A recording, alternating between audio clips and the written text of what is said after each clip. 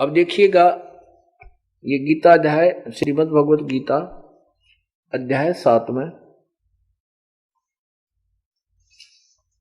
ये श्लोक 4 और 5 का अनुवाद है। पृथ्वी, जल, अग्नि, वायु, आकाश, मन, बुद्धि और अहंकार भी इसी प्रकार ये 8 प्रकार से विभाजित मेरी प्रकृति है।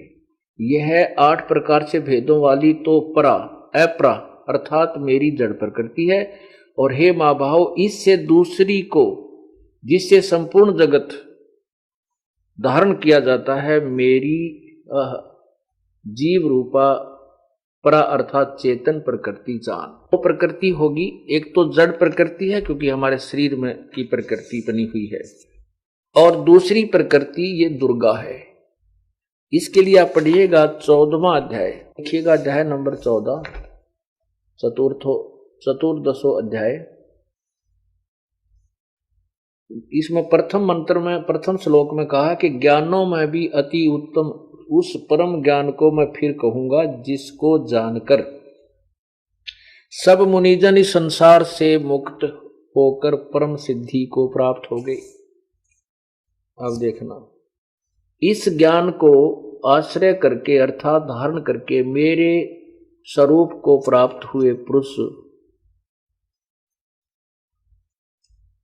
सृष्टि के आदि में उत्पन्न नहीं होते और प्रलय काल में भी व्याकुल नहीं होते। क्या बताता है? अब क्या ज्ञान है वो कि तीसरे श्लोक में 14वें अध्याय के, हे अर्जुन, मेरी महत ब्रह्म रूप मूल प्रकृति संपूर्ण भूतों और अर्थात प्राणियों की योनि है, अर्थात गर्भाधान स्थान है, और मैं उस योनि में चेतन समुदाय गर्भ को स्थापन करता हूं।